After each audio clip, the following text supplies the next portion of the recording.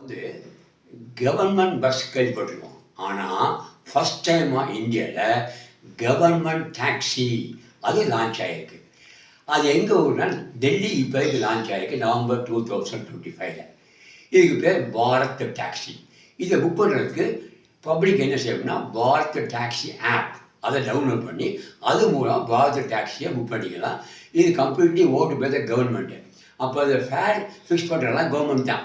அப்போ நமக்கு எப்படி இருக்கும் டாக்ஸி ஃபேரு சீப்பாக இருக்கும் when compare to private operator. இந்த ஓலா ஃபைவ் யூபர் அதை கம்பேர் பண்ணும்போது இந்த கவர்மெண்ட் டாக்ஸி பாரத் டாக்ஸியோட ஃபேர் வந்து ஸ்டாண்டர்டைஸாக இருக்கும், சீப்பாக இருக்கும். அந்த peak hours non peak hours டிஃப்ரென்ஸ்லாம் இருக்காது.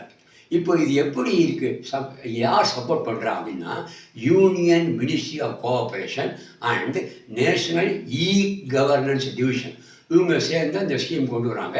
இது கோஆப்ரேட்டிவ் மோடில் இருக்குது. அது என்ன கோஆப்ரேட்டிவ் மோட்னா இப்போதைக்கு டெல்லியில் 650 பாரத் டாக்ஸி டிரைவர்ஸ் போட்டிருக்காங்க.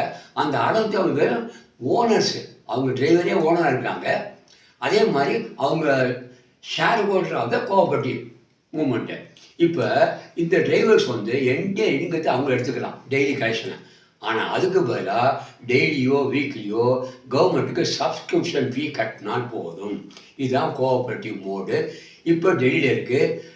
நெக்ஸ்ட் இயர் 2025 மும்பை, பூனே, போபால், ஜெய்ப்பூர், லக்னோ அங்கே வரப்போகுது. அதுக்கப்புறம் 2030 இந்தியா ஃபுல்லாக மேஜர் சிட்டிஸில் வரும்னு சொல்கிறாங்க. இது வந்து ஒரு good initiative by the government. அப்போ நமக்கு பேசஞ்சர்ஸுக்கு சீப் ஃபேரில் இப்போ டாக்ஸி புக் பண்ணிக்கலாம். See you.